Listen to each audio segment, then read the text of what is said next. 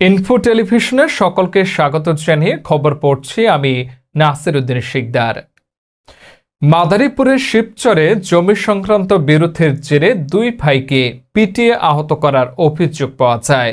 পরে ঘটনার সূত্রে জানা যায় যে চুন্নু খানের সাথে ধলু খান দীর্ঘদিন ধরে জমি নিয়ে বিরোধ চলছিল। সেই বিরোধের জেরে আজ সকালে দুই ভাই ভ্যানে করে দুধ বেচার উদ্দেশ্যে সাদিপুর বাজারে যাওয়ার পথে হামলার ঘটনার শিকার।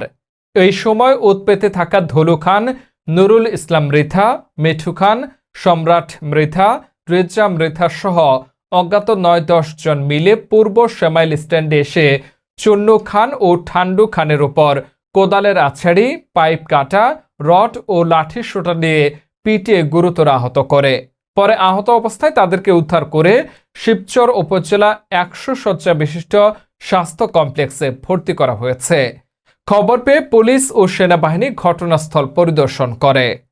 শিবচর থানার অফিসার ইনচার্জ রতন শেখ জানান, এই ঘটনার সাথে যারা জড়িত তাদেরকে আইনানুগ ব্যবস্থা নেওয়া হবে বলে জানান তিনি।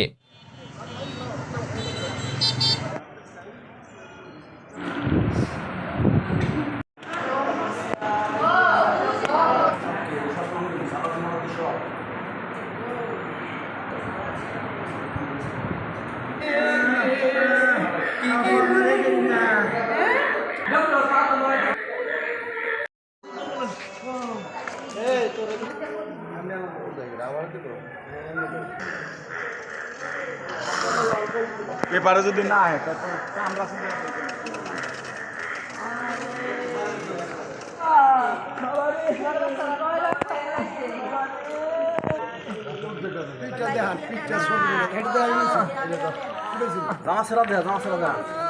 আমরা কোনো ইয়া করে নাই, কিন্তু ভিতরটা শেষ চালাইছে, মাটি মাটি শেষ চালাইছে।